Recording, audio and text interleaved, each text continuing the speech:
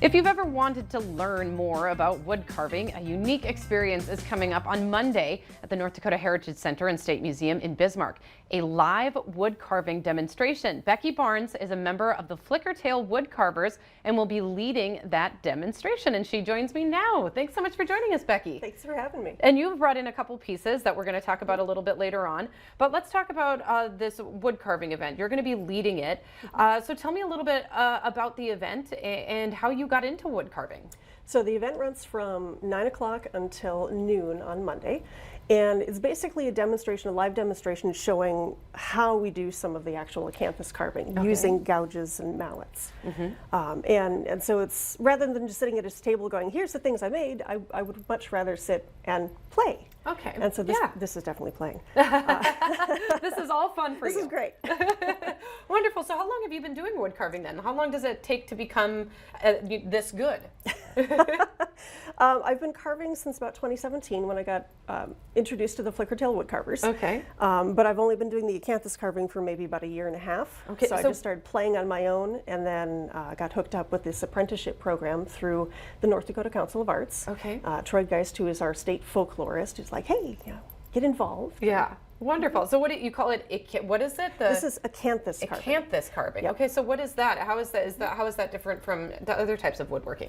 So acanthus is a plant. Okay. And over many centuries, different people and different countries have taken this plant and formed it into intricate, flowing scrollwork. Oh. Sometimes it looks like rose mulling, sometimes it looks more uniform or symmetrical, but it's just the style of the flow of how these pieces go. And in this case, this is a Scandinavian style acanthus, which is S-shaped. So as you look across the board on here, you're going to see this S repeating pattern.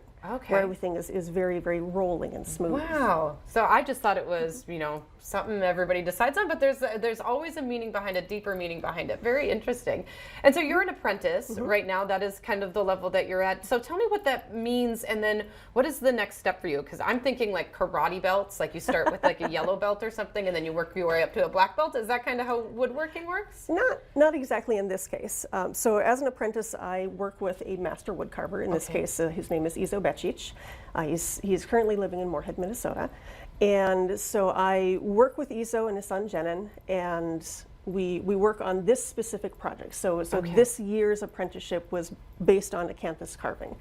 And if I was to continue on with more years with this apprenticeship, I could choose different aspects of the wood carving. Maybe I could do figure carving, or I would do more Byzantine style acanthus, or Russian style acanthus, or just keep going. We can learn sculpting, we can learn just all of the different styles that are within it. So really there is no end.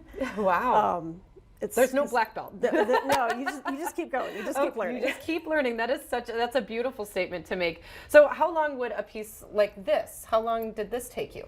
So this one took me a while. Izo is much faster than I am. So this one probably took me about 20 hours. Okay. Oh my God. Okay. I was thinking it was going to take like 20 months. So you're much faster than I would be.